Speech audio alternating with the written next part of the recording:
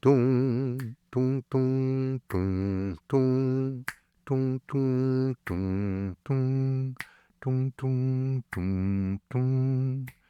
Parce que tout peut péter demain. Tung, tung, tung. J'apprendrai à prendre soin. Tung, tung. Alors tiens ma main dans le silence. Tung, tung, tung. Et on va tenter la chance.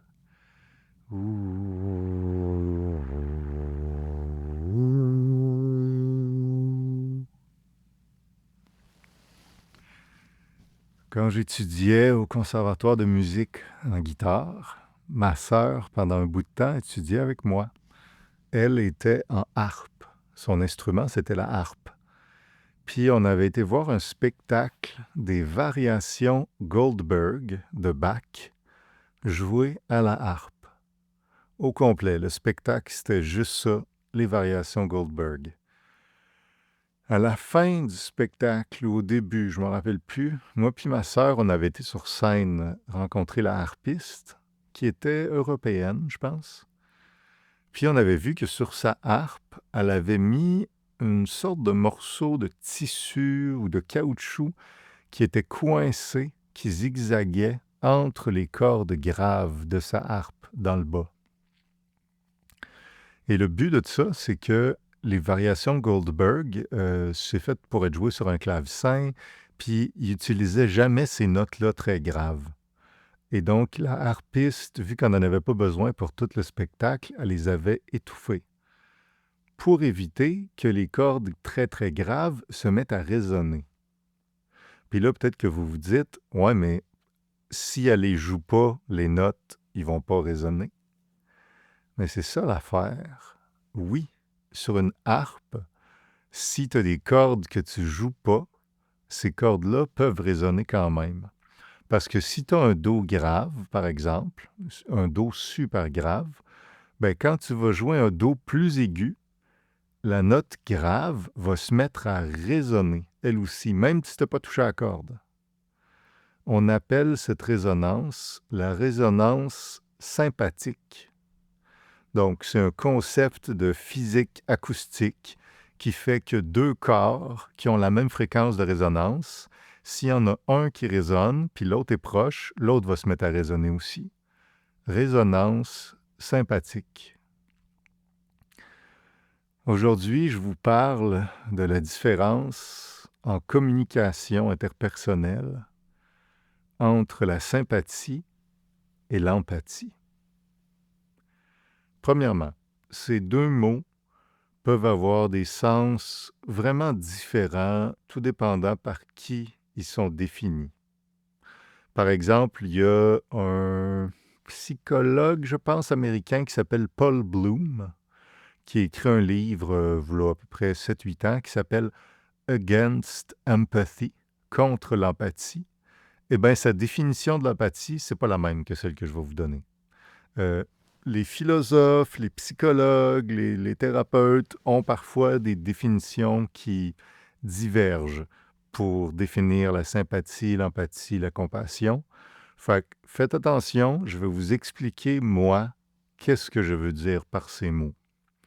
Et la définition que je vais vous donner, les explications que je vais vous donner sont, à mon avis, le sens de la sympathie et de l'empathie, une distinction clé, en fonction du cadre de référence de la communication non violente de Marshall Rosenberg. Fait que l'explication que je vous donne, la définition que je vais vous donner, les exemples que je vais vous donner, moi je les veux fidèles à la philosophie de la communication non violente de Marshall Rosenberg. Le podcast s'appelle « Prendre soin ». Puis vous allez voir que tranquillement, je vais commencer à tomber dans du concret un petit peu plus. À date, les 12 premiers épisodes à peu près, c'était un petit peu plus théorique. On se mettait une base de compréhension de l'être humain. Puis là, tranquillement, on va aller vers comment prendre soin par la communication. Puis un des moves de communication pour moi qui est très précieux pour prendre soin, c'est donner de l'écoute. C'est donner de l'écoute à quelqu'un. Encore là, pas écouter quelqu'un parce qu'on a besoin de comprendre, mais vraiment donner de l'écoute, comme un cadeau. Supporter l'autre par notre écoute. Et euh, on va se donner des trucs pour donner une écoute qui va être la plus nourrissante pour l'autre, qui va prendre soin de l'autre au maximum. Et un de ces trucs-là, c'est de bien comprendre la distinction que Marshall Rosenberg fait entre la sympathie et l'empathie. Moi, j'ai bien mal au dos dans la vie, fait que ça m'arrive souvent d'arriver à quelque part, puis il y a quelqu'un qui me demande « Comment ça va aujourd'hui, un matin, Charles? » Puis je réponds « Ah, un matin, c'est vraiment tough parce que j'ai bien mal au dos. » Puis j'avoue que je suis un peu découragé par rapport à ça. J'étais un peu abattu par rapport à ça. Et là, la personne a plusieurs manières de répondre. Elle peut me donner des conseils, me dire « Hey, as-tu pensé à faire du yoga? » Elle peut ramener à elle. Elle peut dire « Ah, je te comprends tellement, moi aussi, je me suis fait mal au dos la semaine passée, puis c'est vrai que c'est vraiment difficile. » La personne, elle peut essayer de me raisonner, dire « Ah, mais tu devrais pas être découragé, tu as mal au dos, mais il y en a qui sont carrément en chaise roulante, puis qui peuvent même plus faire de sport. Puis il y en a qui ont mal au dos, puis en plus, ils sont pas capables de se servir de leurs mains. Toi, tu peux jouer de la guitare, tu es chanceux, tout ça. » La personne peut essayer de me raisonner. Il y a 1000 choses qu'on peut faire face à quelqu'un qui nous partage quelque chose de difficile. On va explorer, nous, aujourd'hui, la différence entre la sympathie et l'empathie. Vous vous rappelez au début, je parlais de la harpe et des cordes de harpe qui résonnent entre elles par résonance sympathique. Ben, la définition que moi, je donne à la sympathie dans le cadre d'une écoute interpersonnelle comme ça, c'est de résonner avec l'émotion de l'autre. La sympathie, pour moi, c'est une sorte de contagion émotionnelle. Fait que, par exemple, j'arrive auprès de quelqu'un, je dis « Ah, je suis frustré, si ça fait comme 2 mois que j'essaie d'avoir un rendez-vous au public avec tel spécialiste pour mon dos. Fait que ça me fait chier, c'est dur d'avoir un rendez-vous, puis c'est long, puis j'aimerais tellement ça avoir un rendez-vous. » Sympathie, résonance émotionnelle. Ben, par exemple, l'autre, s'il résonne, il pourrait dire « Ah, t'as bien raison, c'est vraiment de la merde, notre système de santé. C'est complètement injuste, j'en reviens pas. C'est de l'errance médicale qui t'arrive, là. Ça ne devrait pas arriver. Puis, honnêtement, les gens qui sont au pouvoir au Québec ils sont tellement incompétents, ça n'a pas de bon sens. » Vous voyez ce qui est arrivé, là? Il y a eu une résonance émotionnelle. Je suis arrivé avec mon émotion, j'étais frustré à cause de ma situation de douleur chronique, et l'autre personne a été infectée par mon émotion. Il y a eu de la contagion émotionnelle. L'autre a embarqué dans mes jugements envers le système de santé. L'autre a embarqué dans mes reproches envers le système de santé. L'autre a embarqué dans mon apitoiement par rapport à ma situation. Moi, j'y arrivais, puis dans ma tête, c'était écrit « C'est de la merde, le système de santé québécois, mettons. » Puis l'autre, en une seconde, il s'est juste ajusté à mon énergie, puis il a fait « Ben, t'as bien raison que c'est de la merde, puis pauvre toi, puis c'est de leur faute. » Résonance émotionnelle. Puis ça m'arrive comme réponse ça, puis les gens ont tout à fait le droit, là. Je vais vous partager pour moi l'impact. Quand ça arrive, moi je me dis dans ma tête, hey, calme-toi, là. C'est moi qui ai de la misère à matin, là. Je veux pas que t'empires la situation en lançant de l'huile sur le feu encore plus puis me frustrer encore plus. L'impact que ça a sur moi quand l'autre est dans cette résonance émotionnelle, c'est que ça m'enferme encore plus dans mon émotion et dans la vision biaisée du monde nourri par mon émotion. Par exemple, dans ce cas-là, mon émotion, c'était peut-être de la frustration, puis ma vision biaisée du monde, c'est de dire le système de santé québécois, c'est juste de la merde. Ben, si l'autre personne résonne avec mon émotion par sympathie, ben ça va juste m'enfermer encore plus dans ce biais-là. Et biais, vous comprenez, B-I-A-I-S, être biaisé. Et ça ne va pas m'encourager à me responsabiliser. Ça va pas me. Je me sens même pas entendu ou compris. Ben oui, c'est pas vrai. Je me sens un peu compris par l'autre, quand même. Si l'autre embarque dans mon chiolage, là, mettons que de la sympathie, ça peut être ça, hein, embarquer dans le chiolage de l'autre, je me sens un petit peu compris, mais ça lance de l'huile sur le feu de mes émotions. Ça ne fait pas avancer vraiment ma régulation émotionnelle. Moi, ce que j'aimerais, c'est que l'autre m'aide à retrouver de l'espoir. L'autre m'aide à me responsabiliser par rapport à ce que je vis.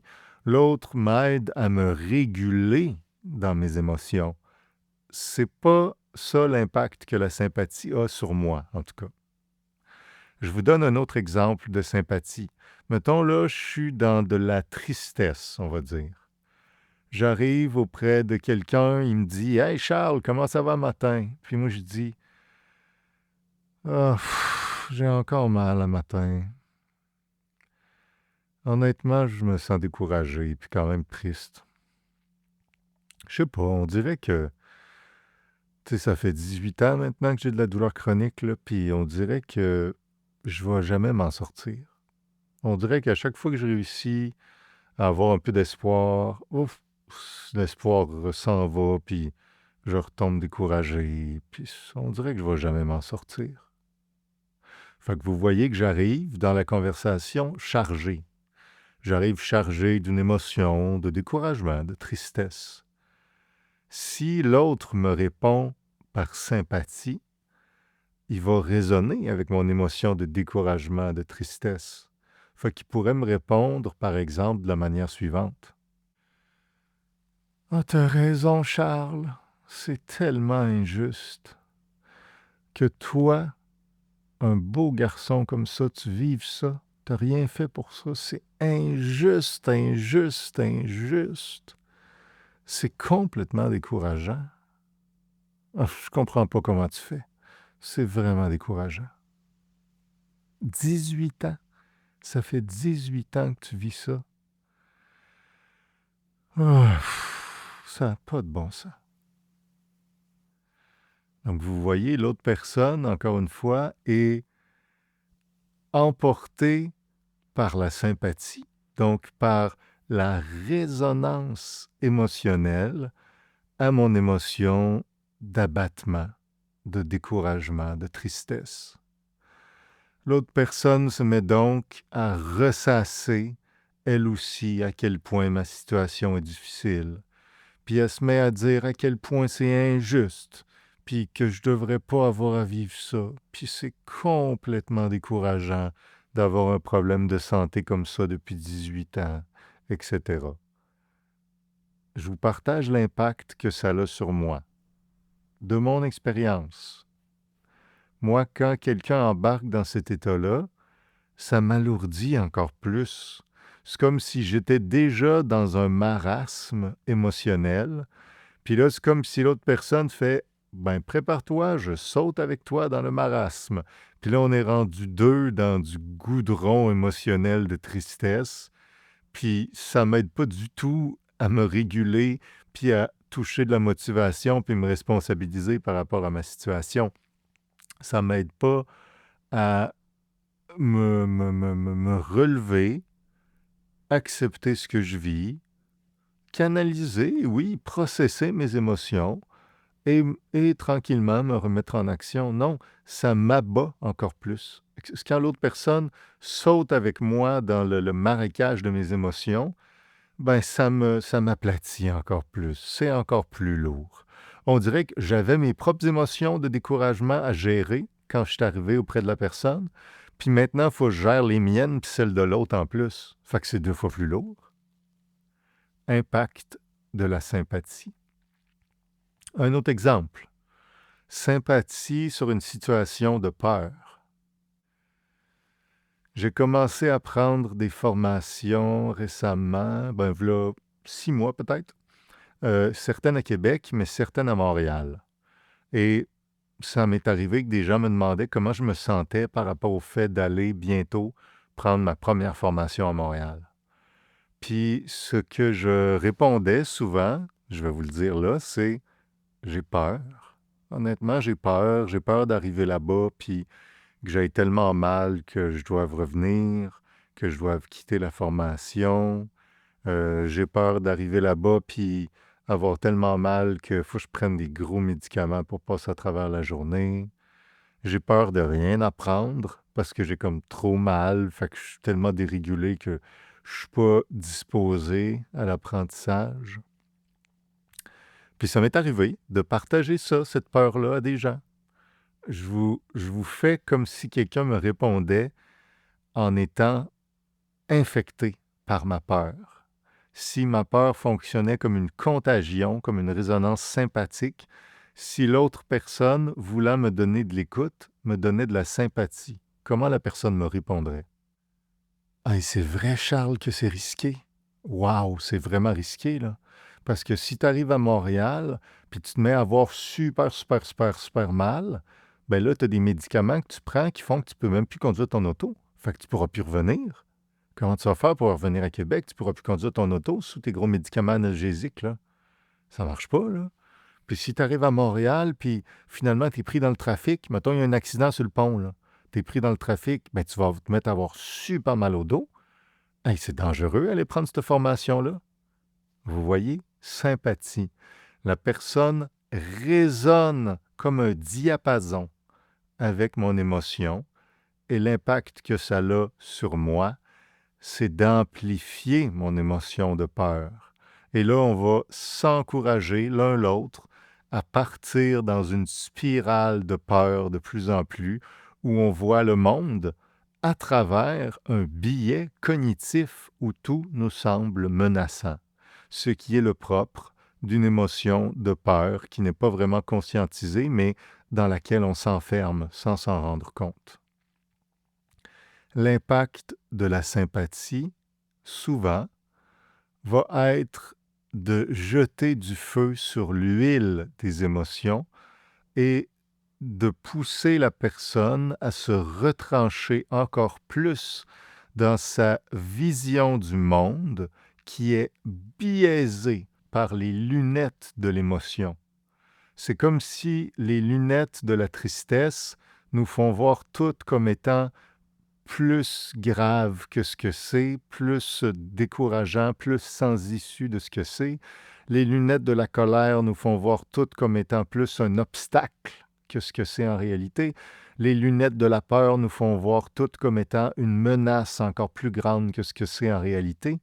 Les lunettes des émotions, lorsqu'elles ne sont pas conscientisées, lorsqu'on se laisse enfermer en elles, emporter par elles sans s'en rendre compte, biaise notre vision du monde. Eh bien, la sympathie augmente ce biais-là. La sympathie nous enferme encore plus dans une identification à l'émotion qui ne nous aide pas du tout à nous réguler. Dans les épisodes sur la théorie polyvagale, plus tôt dans le podcast, je vous parlais de la régulation, ce qui veut dire entre autres, l'activation de la branche ventrale du système nerveux autonome, vagal ventral. Eh bien, cette régulation-là, c'est ce qui nous permet de digérer nos émotions, ce qui nous permet de ne pas être trop enfermés dans nos émotions, mais bien d'agrandir notre espace de conscience, notre espace intérieur, pour pouvoir, oui, porter l'émotion en nous, pas la rejeter, la porter en nous, mais la processer, la digérer, lui donner un sens juste. Si on est régulé, c'est ce qu'on peut faire. Mais la sympathie dérégule. La sympathie, c'est l'autre qui se met à résonner avec mon émotion et qui vient augmenter mon émotion et me déréguler encore plus. Et donc, je suis encore plus loin d'être capable de digérer d'une manière saine mon émotion pour aller, dans la réalité, me connecter derrière l'émotion à ce dont l'émotion m'informe, ce qui est important pour moi, ce qui est précieux pour moi, ce que je veux vivre. L'émotion m'informe de quelque chose. L'émotion m'informe de besoins satisfaits ou insatisfaits en moi. Eh bien, quand l'autre me donne de la sympathie, c'est pas là du tout que mon attention va vers les besoins en moi. Mon attention va vers ça n'a pas de bon sens, c'est dangereux, c'est décourageant, c'est inacceptable, tout ça. Impact de la sympathie. Une image qui est utilisée parfois pour représenter la distinction entre la sympathie et l'empathie, c'est que une personne qui vit une émotion forte et qui a besoin d'écoute, on l'imagine comme étant dans un trou profond. La sympathie, ça consiste à sauter dans le trou avec la personne. Et là, vous vous retrouvez deux dans le trou et personne pour être capable de vous sortir de là. L'empathie, c'est pas ça. L'empathie, c'est tendre la main ou faire descendre une corde pour aider l'autre personne à remonter hors du trou. Mais moi, lorsque je l'aide, je reste moi-même en dehors du trou, les pieds fermes, sur terre, ancrés. Parce que si je me lance avec elle dans le trou, des émotions de comme ben oui, ça n'a pas rapport, c'est injuste, t'as raison, c'est décourageant, c'est menaçant, ça n'a pas de bon sens. Ben là, je ne peux pas aider la personne à remonter parce que je suis rendu moi-même dans le fond du trou avec elle. Sympathie, sauter dans le trou de l'émotion avec la personne. Empathie, rester sur le bord, les pieds sur la terre ferme et tendre la main pour aider la personne à sortir du trou.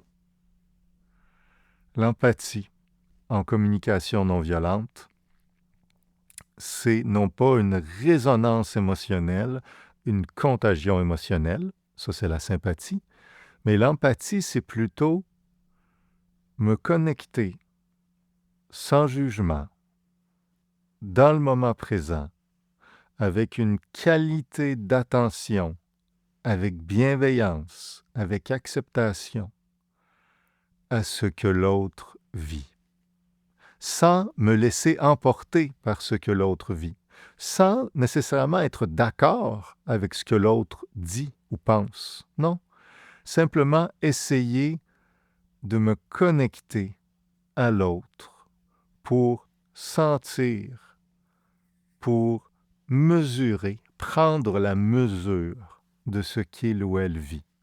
Mais pour ça, je n'ai pas besoin de me lancer dans le trou. J'ai juste besoin de me tenir face à un autre être humain, de me dire dans mon fort intérieur, « Wow, j'ai devant moi un être humain qui vit quelque chose. » Dans les exemples qu'on a dit, c'est quelque chose de difficile, mais ça pourrait aussi être quelque chose d'agréable et de joyeux. Mais bon, mettons, allons-y avec l'empathie pour des choses difficiles.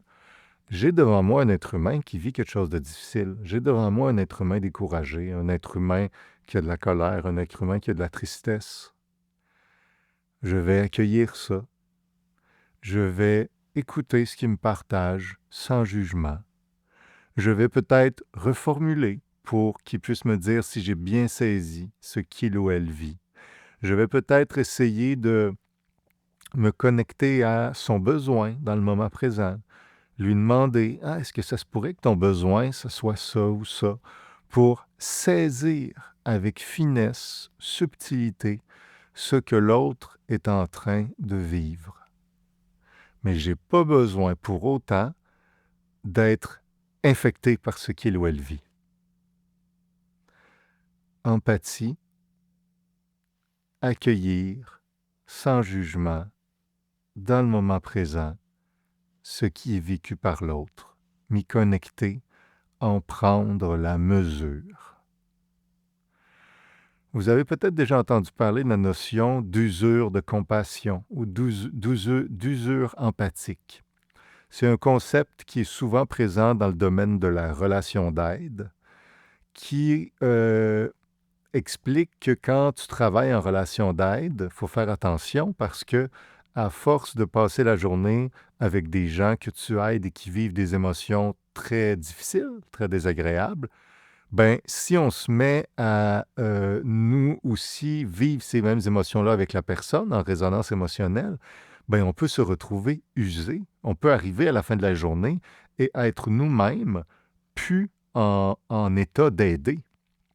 Si, par exemple, je suis un travailleur social, puis que j'ai 3 rencontres dans l'avant-midi avec 3 personnes qui ont des fortes dépendances aux drogues, puis que leur situation de vie est très difficile, si j'embarque en résonance émotionnelle avec ce qu'ils vivent, puis que je le vis en même temps qu'eux, puis qu'à chaque fois qu'ils pleurent, moi aussi je pleure, puis à chaque fois qu'ils sont en colère, moi aussi je suis en colère, puis à chaque fois qu'ils ont peur, moi aussi j'ai peur, bien, je vais arriver à midi, puis je ne serai même pas capable de faire mon après-midi parce que je vais être complètement usé. Vous voyez qu'ici, on n'utilise pas nécessairement les mêmes mots parce que les mots pour définir ce concept-là, moi, que j'ai entendu souvent, c'est usure empathique ou usure de compassion.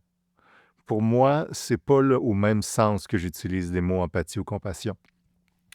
Au sens où je les utilise, j'appellerais plutôt ça usure sympathique. Vous comprenez? Parce que la sympathie, dans le cadre de référence de la communication non violente, la sympathie est justement cette résonance émotionnelle qu'on veut éviter quand on est un professionnel de la relation d'aide ou une professionnelle de la relation d'aide. Fait que si je le disais moi avec mes mots, ma définition, j'appellerais ça de l'usure sympathique. Alors que pour moi, l'empathie serait au contraire la posture à adopter si je fais de la relation d'aide et je ne veux pas m'user.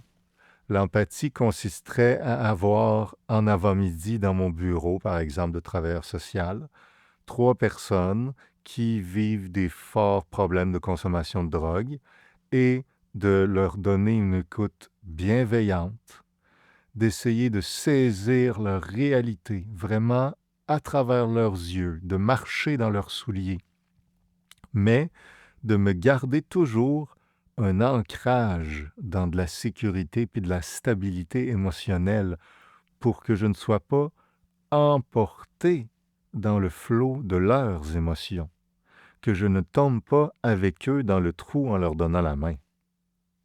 Vous comprenez que le sens du mot que j'utilise n'est pas exactement le même que je l'ai entendu ailleurs.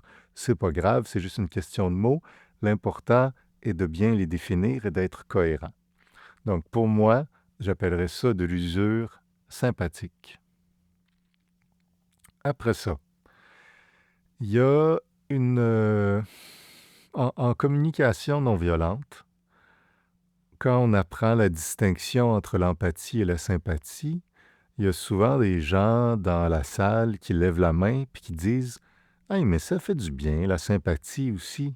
Quand même, ça peut faire du bien. » Puis c'est vrai que ça peut faire du bien. La métaphore que j'utilise, moi, pour expliquer que oui, ça fait du bien, et en même temps, c'est important d'être conscient de l'impact. C'est dire la sympathie est le fast-food de l'écoute. Dans ce sens où le fast-food, là, quand tu le manges sur le coup, ça fait du bien. Manger un McFlurry, là, ça nourrit, pour vrai, un besoin de douceur, pour vrai, un besoin d'intensité, pour vrai, un besoin de plaisir dans la gueule. Ça nourrit des vrais besoins, manger du fast-food. Mais si je déjeune, dîne et soupe avec un McFlurry au Oreo, on s'entend pour dire que oui, il y a des vrais besoins qui ont été nourris quand je mangeais du fast-food, mais ça met d'autres besoins très importants en carence dans le futur. Un besoin de vitalité, un besoin de nutrition, plein d'autres besoins. Comprenez? Fait que le fast-food, c'est quelque chose qui, en petite dose, quand on en est conscient, par moment, peut être intéressant à court terme, puis c'est parfait. Mais il faut être conscient de l'impact. C'est la même chose pour la sympathie. Pour moi, la sympathie, c'est comme le fast-food de l'écoute. Ça fait du bien, quelqu'un qui te dit: Hey, t'as raison de chialer. Hey, t'as raison d'être découragé. Hey, t'as raison d'être déprimé. C'est vrai que c'est de la merde. C'est vrai que notre boss, il a pas de bon sens. C'est vrai que le trafic sur l'autoroute, le monde conduise mal. T'as raison. C'est vrai que ton voisin, c'est un trou de cul d'avoir fait telle affaire. Ça fait du bien quand quelqu'un nous dit ça au début, à court terme. Je pense que ça nourrit pour vrai une sorte de besoin de légitimité. Puis un besoin d'écoute aussi, à court terme. Cela dit, on ne veut pas en rester là. Parce que si, moi, il y a quelqu'un qui arrive au bureau, puis qui me dit: Ah, le trafic, c'est de la merde, ça n'a pas de bon sens, les gens conduisent mal. Puis que moi, je fais juste dire: T'as bien raison, le monde conduit mal, puis le trafic, ça n'a pas de bon sens. J'embarque en sympathie avec la personne. Vous comprenez, là, mini parenthèse. La sympathie, c'est embarquer dans les jugements de l'autre. C'est confirmer les jugements de l'autre, confirmer les reproches de l'autre. Quand l'autre arrive avec ses jugements, c'est dire: t'as raison de juger, t'as raison de reprocher. Ça fait du bien. Ça fait du bien quand quelqu'un nous dit ça à court terme. Mais je pense pas que ça aide tant que ça si on en reste là. Parce que si on en reste là, qu'est-ce qui arrive? L'autre personne est comme confirmée dans ses jugements, ses reproches, sa vision d'un monde où c'est toute la faute aux autres et aucunement sa faute à elle. La sympathie déresponsabilise. Si quelqu'un arrive puis il chiale tout le temps contre le trafic le matin, puis je suis tout le temps en train de dire: T'as raison, le monde conduise mal. T'as raison, le monde devrait rester à la maison. T'as raison, ça n'a pas de bon sens. Mais la personne, elle ne va pas essayer de trouver une solution à son problème de trafic. Elle ne va pas essayer de réfléchir si elle pourrait peut-être déménager plus proche de sa job, ou prendre le transport en commun, ou écouter un super bon podcast dans l'auto pour que ça passe plus vite, ou faire du covoiturage, etc. Non, elle va être confirmée dans son billet de colère de penser que c'est juste de la faute aux autres. Et donc, la sympathie, c'est comme une petite shot qu'on peut donner au début quand on donne de l'écoute à quelqu'un, dans certains contextes, qui va aller nourrir comme une petite connexion avec la personne, aller nourrir un peu le besoin de légitimité de l'autre, aller nourrir un peu le besoin d'écoute de l'autre. Mais je ne veux pas en rester là. Parce que si j'en reste là, je confirme l'autre, je le réconforte ou je la réconforte dans ses jugements. Je la réconforte dans sa vision d'un monde où tout est la faute des autres et jamais rien la faute d'elle-même. Je la réconforte dans sa déresponsabilisation. Fait qu'au début, moi, quand je donne de l'écoute, ça va m'arriver de donner un petit peu de sympathie. Hey, t'as raison que le trafic n'est pas facile, hein. C'est vrai qu'un matin, c'est intense. Ou, ouf, ça doit pas être facile ta situation, wow, crime, telle affaire, je sais pas quoi. Mais j'en reste pas là. Une fois que l'autre a compris que oui, je pouvais être d'accord un peu avec ce qu'il dit, c'est pas cette piste-là que je développe. C'est pas je suis d'accord ou non avec ce que l'autre dit qui donne une écoute où on se sent profondément entendu. C'est quand l'autre vient refléter, se connecter, sentir c'est quoi nos sentiments et c'est quoi nos besoins. Fait que par exemple, à quelqu'un qui est bien découragé en lien avec le trafic, oui, ça se peut qu'au début, je dise: Ouais, hein, c'est vrai que c'est pas facile à Québec quand le trafic, j'ai vu un matin que ça avait ralenti beaucoup, tout ça. Mais tout de suite après, je vais aller vers, si je comprends bien, tu es comme vraiment frustré présentement parce que tous, tu aimerais savoir plus de simplicité, dans le fond, dans ta route le matin, c'est tout ça? Puis là, la personne va me le dire: Non, c'est pas de la simplicité, c'est du temps. J'ai un besoin de temps, puis là, je perds beaucoup de temps le matin. Ah, OK, je comprends. J'essaye d'aller me connecter aux besoins de l'autre personne pour comprendre par-delà l'émotion, par-delà les jugements, par-delà les reproches, quel est son besoin. C'est-tu un besoin de temps? Ou en réalité, ce qui fait qu'elle a de la frustration comme ça en lien avec le trafic, c'est que ça lui donne l'impression qu'elle n'aurait pas bien fait de déménager, puis est frustrée de ne pas avoir pris une bonne décision par rapport à son déménagement. Bien, c'est en creusant que je vais le savoir. Et c'est plus on va se rapprocher de ce besoin fondamental que ça va supporter l'autre pour se responsabiliser par rapport à ce qu'il a envie de vivre et se réguler dans ses émotions. Parce que là, on prend l'attention qui était orientée complètement vers l'extérieur, qui était orientée à reprocher, puis à dire à quel point le monde c'est de la merde, puis on ramène tranquillement l'attention vers qu'est-ce que j'aurais envie de vivre, moi, présentement? Qu'est-ce que je vis comme émotion et qu'est-ce que j'aurais envie de vivre comme besoin? Et cette orientation de l'attention est beaucoup plus féconde pour la suite de la discussion, pour la suite de la journée, pour la suite de la vie.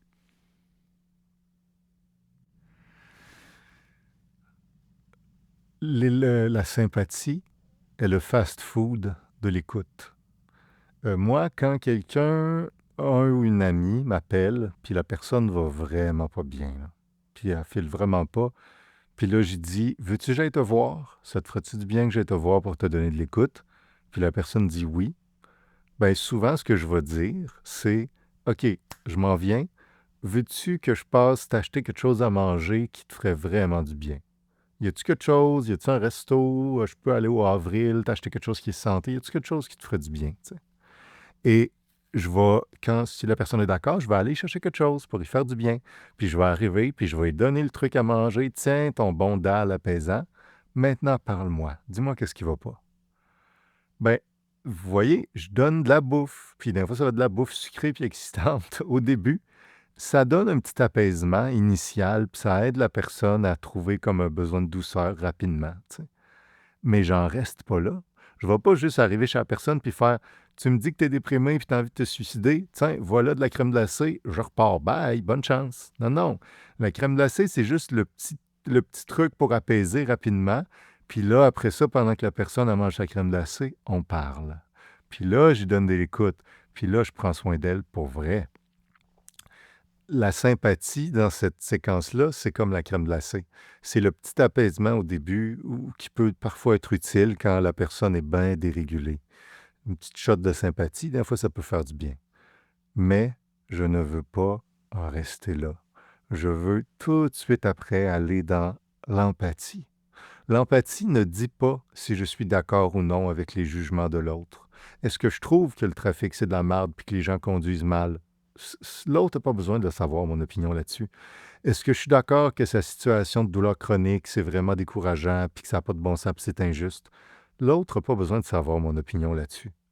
Ce qui va faire du bien à l'autre, c'est pas que je donne mon opinion, c'est que je l'entende dans ce qu'il ou elle vit, non seulement au niveau des opinions, ce qui n'est pas si précieux en réalité, mais au niveau des sentiments vécus et surtout au niveau des besoins. Et donc, la sympathie, c'est comme poup, un petit shot de fast-food avant d'aller vers de l'écoute plus profonde. La sympathie, c'est comme les calories vides de l'écoute. Sur le coup, ça fait du bien, mais tu n'as plus d'énergie 10 minutes après parce que c'était juste un pic de sucre.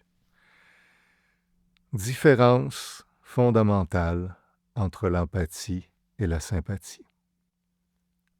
Je vous lis 2 phrases de Paul Gilbert, psychologue anglais. Je les ai traduites en français. Donc, alors que la sympathie est une résonance automatique avec les sentiments de l'autre, l'empathie concerne bien plus la perspicacité et la compréhension. L'empathie est notre capacité à comprendre et à reconnaître émotionnellement les sentiments, les motivations et les intentions d'un autre être humain. Motivation, intention, Marshall Rosenberg, en communication non violente, dirait les besoins. Je vous laisse là-dessus avec une petite musique.